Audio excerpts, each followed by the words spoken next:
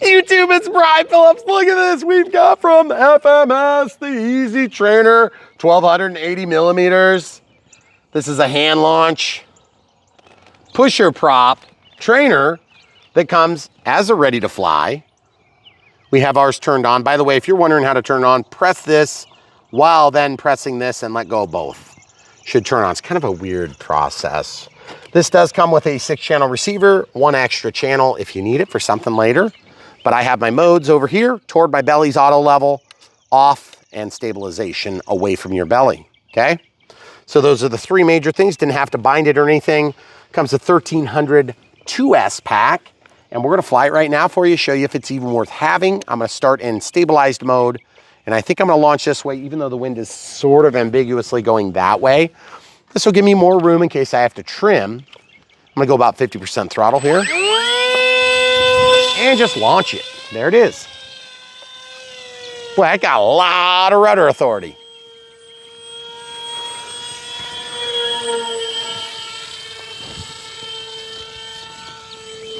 Okay, so with auto leveling off, I'm just flying around.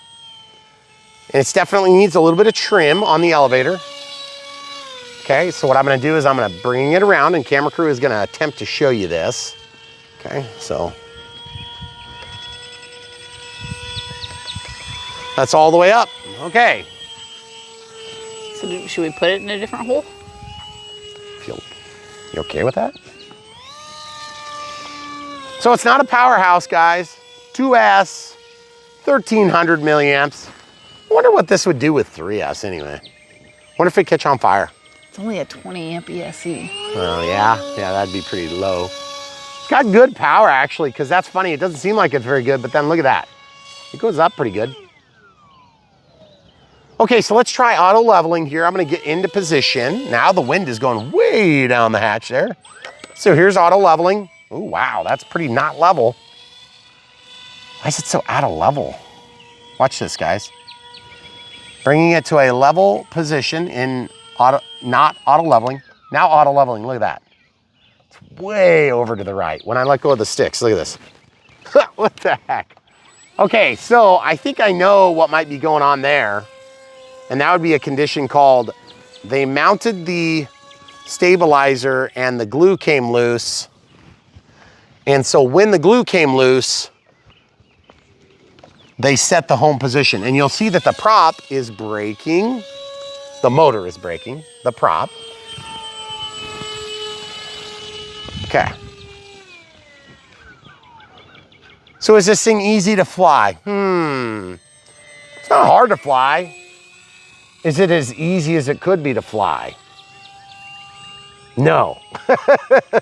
I think in a plug-and fly, we could get this thing flying really good. Because it's actually a great airframe, and good Lord, that thing pivots like on a 0 millimeter axis. It's crazy. I can't believe how effective the rudder is. That is so crazy. Okay, now. Or is it just rolling when I do that?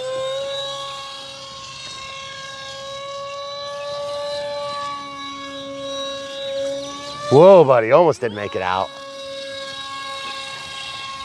It'd be nice to have a little more juice.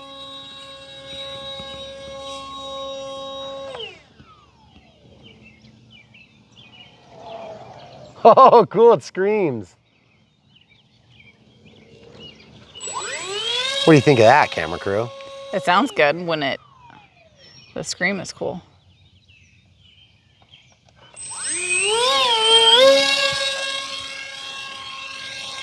I must say, I was expecting it to be more of a speed demon than this. Oh, really? Oh, yeah. Are you like full throttle right now? Yeah, full throttle, baby. Totally full throttle. But there again, I could do an inside out loop. That's pretty dang good for a ready to fly. It's not like a hard to fly plane. I just think we need more authority on the ailerons. We need more authority on the elevator. And a little bit extra power. Whoa! That was kind of weird. I got into some sort of a stall at the top of that flip. Yeah, but like, I wouldn't fly that. You wouldn't? Why? Because you're watching me struggle to use the sticks completely I to would make only maneuvers. fly it in auto leveling. Yeah, So but if the auto leveling is wonky, that's terrible. Look at then that. I wouldn't. Look at that. That's auto leveling. It's just like going in a circle, guys. Unless they meant to do that so like it wouldn't get away from you. Yeah. I suppose that's one way you could look at it, because like it's practically flying itself in a circle. Now, I suppose you could try to trim it, but I don't think the trim would work, because it's just gonna perceive it as a stick input and then it's gonna ignore it eventually. That's an auto leveling still, folks. You don't really need auto leveling on this plane, to be honest. Oh, and full disclosure, we started our flight at about 4.1 per cell because we did our full unbox build radio setup on the same battery because it wasn't ready to fly. I want to see like how hard it is to slip. So that's a rudder and aileron move. We use contrary rudder and aileron just to slow it down. See, and those ailerons are right in the center of the wing for some reason. I would have really liked to see them on the outboard portion because that would give you more leverage for the same amount of effort. We had tons of cable length on the servos. So let's go out of stabilization altogether. I almost never fly FMS planes or any other plane for that matter without stabilizer. And look at this, guys. It's kind of windy out and it's doing just fine. I've flown planes like this. Used to have one called the Cloud Flyer. I don't even think they make it anymore. The ANX Clouds Flyer was a Hobby King product of all things. And it was actually a great plane, really fun. But this thing is tons better, cheaper, easier, and still made. And smaller, probably, right? That was a pretty big plane. Oh yeah, you're right. That might have been a 1.5 meter. This one here is almost 1,300 millimeters. So it's like 50 inches and a rounding error. But it looks good. I don't think the average beginner is gonna find it very easy to fly. It's probably low on the consequence end if you were to crash it though. Yeah. You know, just because the nature of its construction.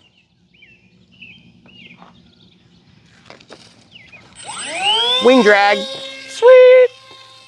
No, you don't have to do wing drags or mow the grass with your airplanes. All you heli guys, eat your hearts out.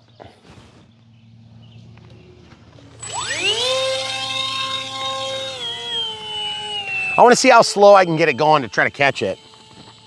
Right there. Perfect.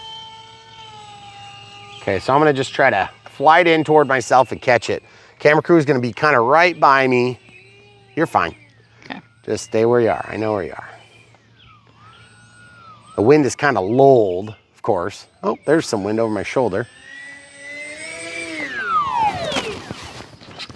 That's pretty good for the first time. Way to go, me.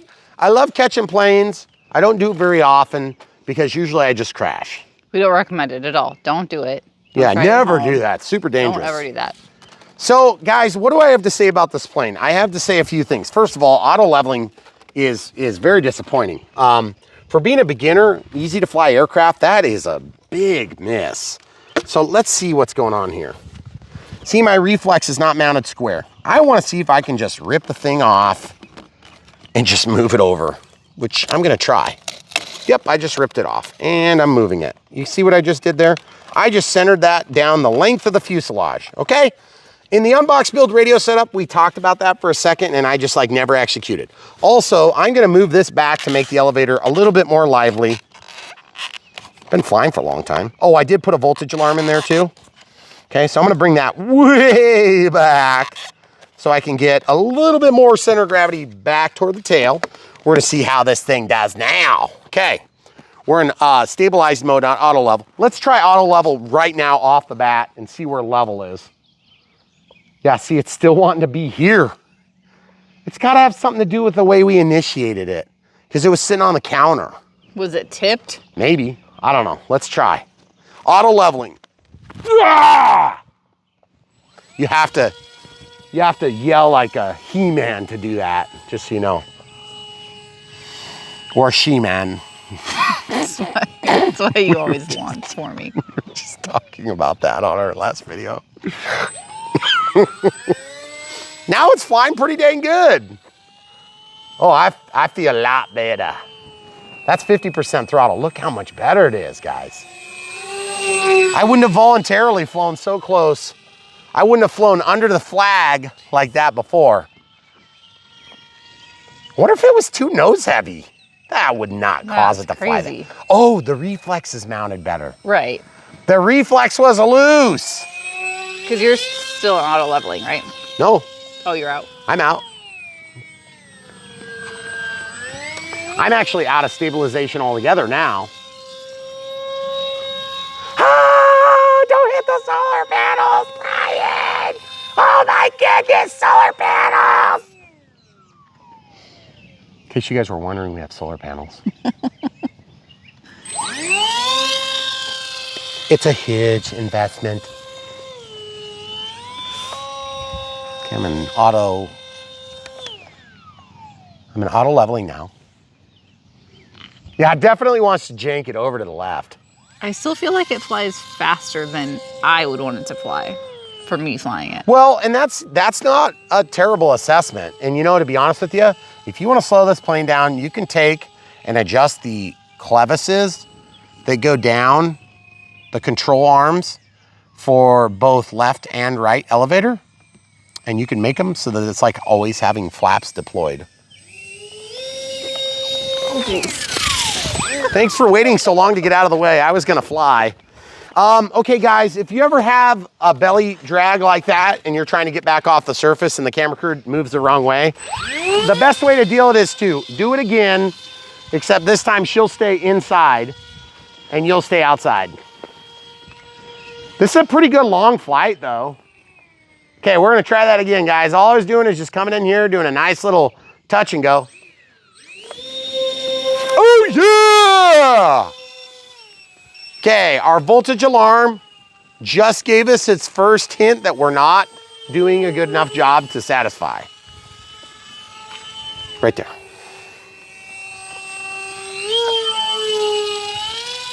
So I gotta say, the other thing I've noticed is that I feel like I'm always at the end of my sticks. I'm always at the end of my control. And so that's not necessarily a good thing. There we go. It's not dead. I'm just getting into efficiency mode here. It's gonna be dead. That's at 3.6. That's where we have it set, because I was flying a heli when we started doing that voltage alarm. It's not gonna make it off the ground. Okay, so when you do a belly drag, that engine mount is like this. So it's pushing the nose down a little bit, okay, which actually does tend to make you lift the plane, okay? So when you're flying along on the ground, you have nowhere to push against to pivot the elevator or to pivot the aircraft up, which is what the elevator function does. So you have to almost bump something, and then once you get a little bit of air under your wing, you can take off. So that's why when the camera crew went like this and like this, as a squirrel would do, then I wasn't able to continue at full throttle because I've already hit her once that way a long time ago because she's so dedicated. So stop beeping. Should I try to take off? See if we can. No, it ain't gonna go. Okay, so let's go walk and talk. So first things first, let's talk about the quality of the build. Good build, high quality components, went together easy, although it did not include glue and it's a ready to fly, which you do need glue. And so I was super disappointed by that. The good news is because it's FMS, you can order a glue tube for like $5 or so, and definitely order some. If you don't already have some, you should get some anyway because it's really good stuff. It's China glue, premium China glue. All right, so let's take a look at this. Secondarily, everything feels solid, but then once you get to flying, I noticed a lot of movement in the wings. I did not like that.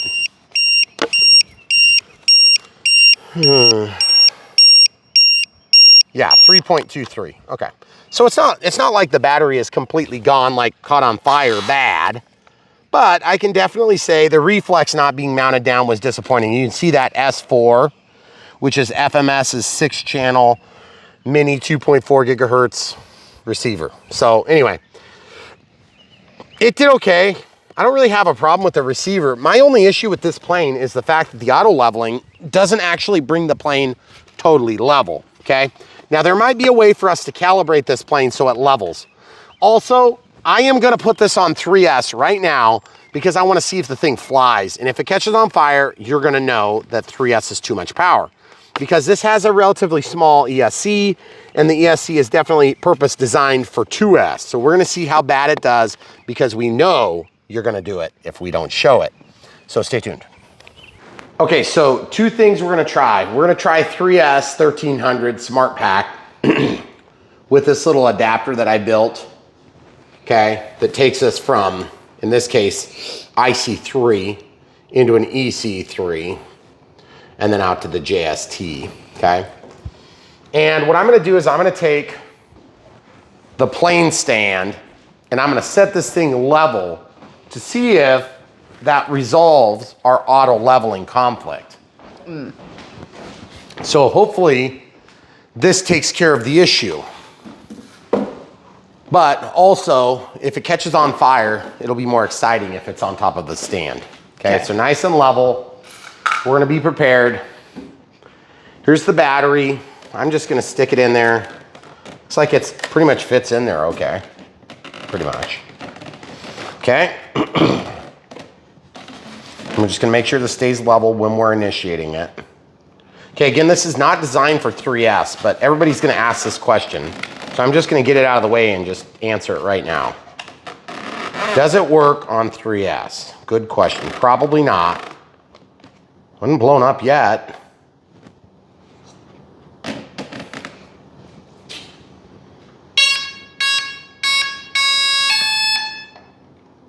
Okay.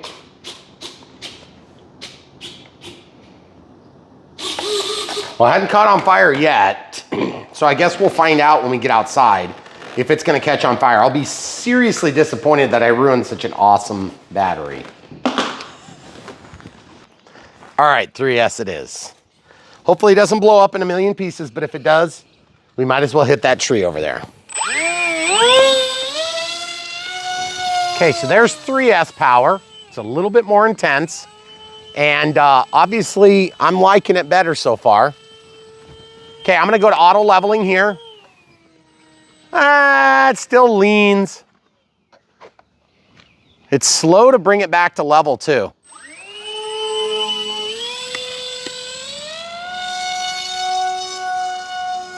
I'm liking the ups a lot better now. And what do we know about power, camera crew?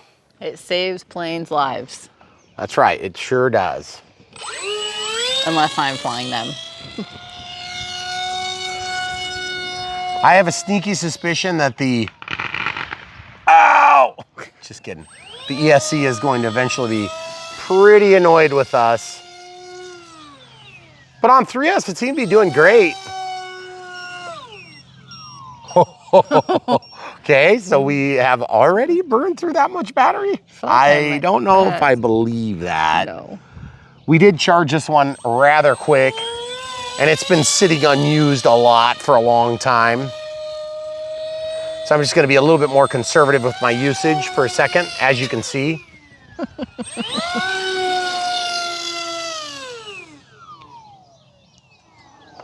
So I gotta say, if there's anything I can tell you about this Easy Trainer, is that it's easily would prefer a 3S battery. Now it does come ready to fly with a 2S.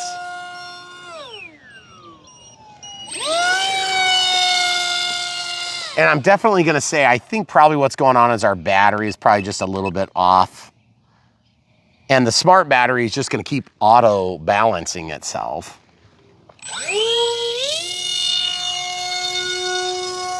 So I'm not super worried about it. We'll just kind of keep flying and ignore any sort of warnings.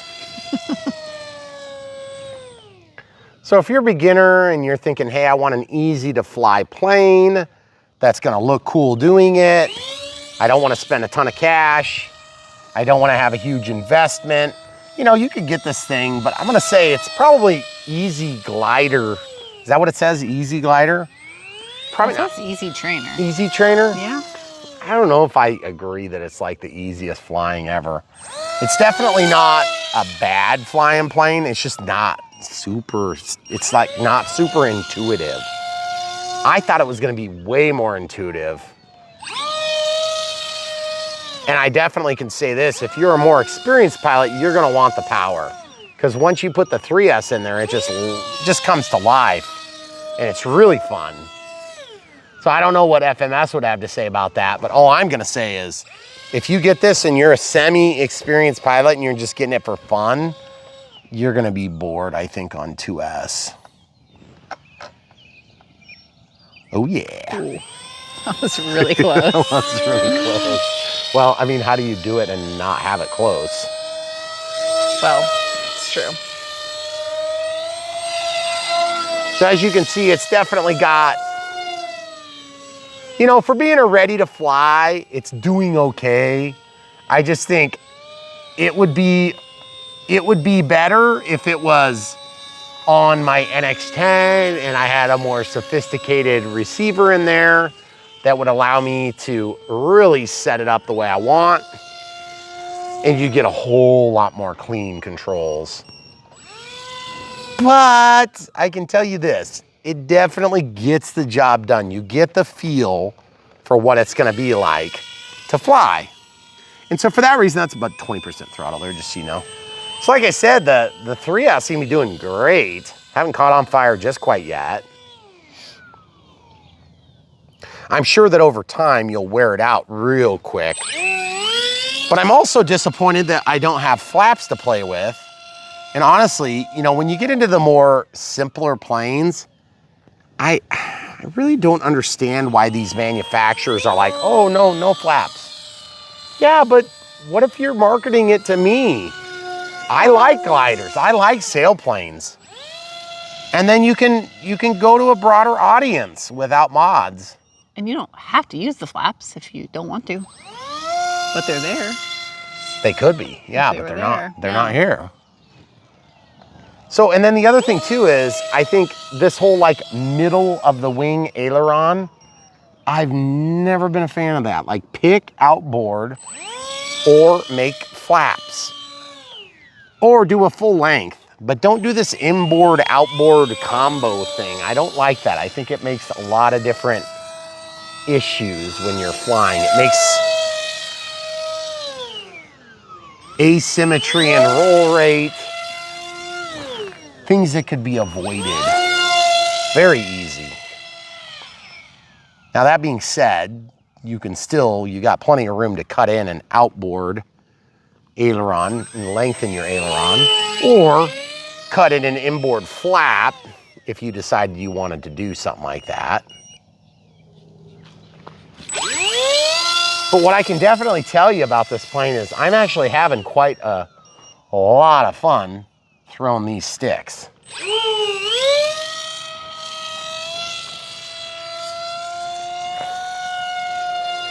And yes, it's got the customary scream.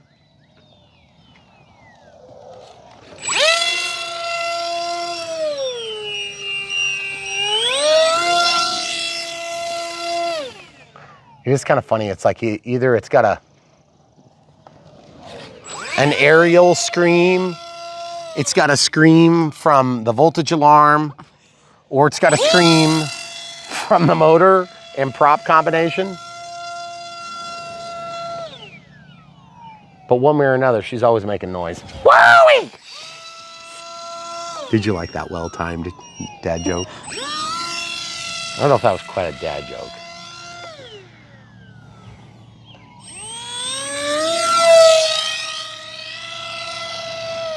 You can knife edge it, which is kind of cool. I didn't think I'd be able to do that. Let's try knife edge again. I'll do it this other way so it's a little easier to demonstrate.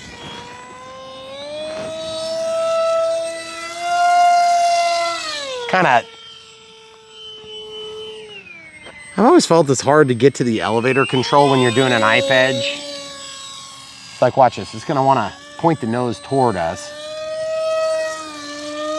Yeah, see, I can't quite get the knife edge clean like I want it.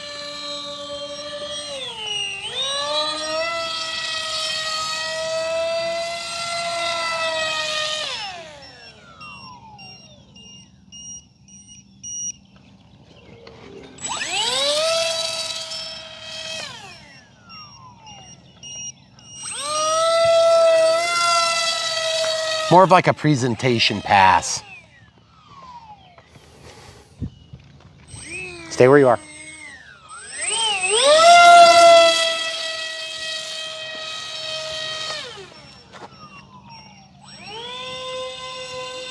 I want to try to catch it again.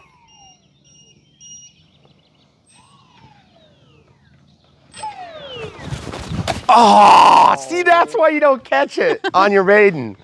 Okay, so guys, real quick, let's just show you the damage and destruction because I jumped for it.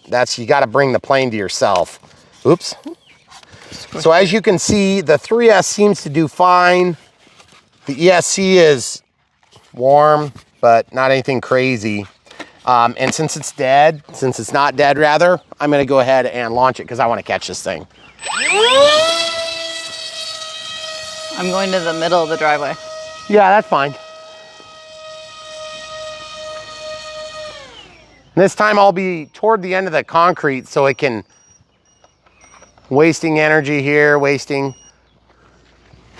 There it is. Woo! A little speedy there. But as you can see, if you want to fly a plane and try to catch it, it's really fun. If you haven't done it before, let's just show you that feature one more time. What you're gonna do is you're gonna fly, carry the inertia into ground effect, and then you've got a little bit of extra get out of jail free card. Pop it up and just aim it at your hand, okay?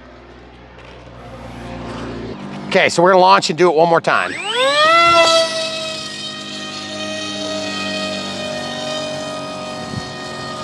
So just kind of going around, get out of your throttle, make sure you think about how much inertia you're carrying.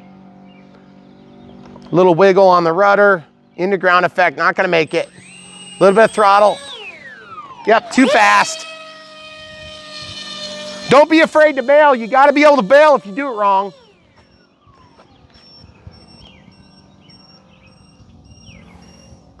So I'm not gonna be able to do the ground effect thing because I'm up higher this time. So you see now, I'll just reach and grab it and kind of fly it around. So it's like a reverse discus launch. So if you guys ever get a chance to do that, it's super fun to catch gliders. It's one of my favorite things to do in RC. And yeah, I'm a little bit bummed I squished that nose down, but that's nothing hot water can't fix. And final thoughts on this plane. 3S really makes it work, okay? I feel like on 2S, it's just not quite there. There's too many things that I wasn't crazy about. But I must say, going from 2 to 3S makes a big difference. It's more fun, it's more agile, it's got enough to do loops and rolls and things that you really wanna do. Because here's the thing, when you're a beginner, to a certain extent, yeah, you don't want so much power that you get yourself in trouble. But there is a certain point where you need enough power to get out of it. Yeah. That being said, if you have just almost unlimited amounts of power, then what do you end up doing? You end up crashing and really beyond repair sometimes. And so I understand the tendency to want to underpower a trainer. I've always been of the mindset I'd rather have the power to waste than not have the power and waste the airplane, okay? These things need juice to survive, okay? Also, I must say, having a smart pack, you see how many times I recovered it without any questions. I just trust them to come back in balance. And then basically I listen to the duration of the draw on the motor, and that helps me to determine how much time I have left. Admittedly, I probably have a saggy cell on this particular 1300 3S. Also, I feel like the weight helped me. And you may have noticed I put the weight way back. I'm gonna have the camera crew carefully hold that. I'm gonna check the CG where I've got it. On the back hole, nose heavy. On the front hole, still nose heavy. So really, we could really, really use a little bit more back here. And then we're going between those two spots, almost in that shelf area there, okay? So what we're gonna do is we're gonna give you one more quick sorties with it in the back like that, and we'll see how it does. Okay, so I'm gonna launch here, try to do another takeoff, landing, same thing as before. Okay. It's getting pretty low.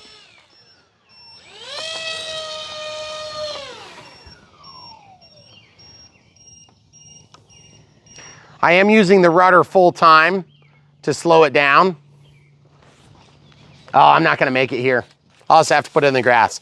But as you can see, landing in the grass is extremely simple and you don't have any problems doing it. But just full disclosure, what I meant by I was using the rudder all the way around, I was using rudder as a brake. So I set myself into the turn by rolling the aircraft, use the elevator to hold that roll. You see that just come out? That thing was so huge. Yeah. Came out of the tree. That scared the crap out of me. It was gigantic. So I thought it was an eagle. Okay, so we came around like this. I set the roll, pulled back on the elevator, let off of my roll, started into my roll like this. Then I used the rudder opposite what would be necessary to coordinate my turn to kick the nose around. So what that does is that widens my turn and it slips as you're going. So what that does is it eats up a lot more power, or inertia in my case, and I wanted to be able to catch it. Well, I just overshot a little bit. So I probably didn't need to slip in that case. But it felt just good. You know, it's almost like this plane doesn't really care where the CG is. So really, you could probably put in a big battery and you could fly it for a long time, because I would be kind of surprised if you can't plop a 2200 3S in there and just fly it for like hours. Not hours. Not check hours. that, minutes. You could check it, you can fly it for a while. But the thing is, I gotta say, this plane has versatility that's gonna be untapped in a ready-to-fly platform. And for that reason, I'm gonna tell you this. If you get the Easy Trainer, my humble suggestion is, don't get it as a trainer. Get it as a fun plane for a more advanced pilot. And then set it up as a plug and play. And go ahead and cut yourself in some flaps. Set up a complex wing type with crow and all sorts of things, and just see what you can get out of it. Because my guess is it's gonna be capable of doing some fun stuff. But also that might entail at some point swapping out the small ESC for something a little bit better. You definitely don't need thrust reverse on it. But I just feel like as a trainer, it misses some of the check boxes I wanna see. Now, does that mean it's a bad plane? Not necessarily. It's just not as good as other trainers that FMS offers. For that reason, I'm gonna lean toward, get you into one of the better FMS offerings, okay? So, think of the Ranger, guys. The Ranger is an amazing trainer. I'm trying to think of their offering that would be like the Bigfoot, but I can't think of it right now. But Well, anyway, they have a couple different PA-18 yeah, the sizes. PA-18. And again, I didn't care for the 1300 millimeter size PA-18. That was in ready to fly. But guess what? 1700 millimeter PA-18, one of my favorite planes. Yep. Okay, guys? So all I'm gonna say is this. It's subtle, and you would say if 1700 millimeters is great, one of your best favorite, why would the 1300 milliamp hour or 1300 millimeter not be, maybe just incrementally less good? I don't know. I'm just talking. Once you get into the plug and fly, you fit all your comfort areas, and you know what you're getting. It fits your hands. You've got your throttle cut, which for me is a big comfort point. You've got your mixes. You've got your switches in the right spots. You have your flap to elevator mixing, which is huge for me. And the way that I fly this land, which is relatively tight, I use a lot of flaps. I like to slow the planes down in weird ways. So for me, it's important. For you, it might not be. Low battery. So anyway, guys, with that being said, we appreciate you watching this video. We have the Unbox Build Radio setup already published 1 minute before this one. So we hope you've checked it out. If you're curious, it's gonna be a little bit more detailed because it's for beginners. But at the end of the day, I would not call this a trainer. I would call it a simple plane, but whatever. Yeah. That's okay. To all their own. If you want to get it as a trainer, go for it, guys. I just think there's better choices in the trainer arena. And so if you have questions, leave them in the comments below. FMS, good job on the plane, maybe just not so good on the marketing. So that being said, great plane. I think you're gonna enjoy it. Plop a 3S in there, catch that thing on fire just like I did, and enjoy it. Don't waste your life, just put the 3S in. Also, plug and fly all day long. Yeah. Check the links in the video description below. We'll also have an 800 millimeter available, so make sure you pick the right one if you're trying to pick this one. And guys, if you wanna help support the channel, we have super thanks, memberships, Patreon, PayPal, friends and family, please, and donations. Donations cost a little bit more for us. And so it's kind of like, if you want to support Patreon, do it that way. But if you want to support Brian Phillips RC, do it friends and family, because that's what we are, friends and family. Especially if you're family, dang it. But that being said, the best and only way that we really want you guys to do this every single time you watch a video is to smash the like button. It helps us in the algorithm. For those people that haven't found the channel yet, that need help and haven't found it yet, smash the like button for those people, not for us. And then also click the bell for notifications when you're subscribing. And we hope to see you back soon on Brian Phillips RC. Again, if you have questions about this thing, click the link in the video description below. There's a little bit more information there. Or you can head over to brianphillipsrc.com. That's our domain. And we have new tabs. Things are organized by tabs. Thanks, camera crew. Good job on that.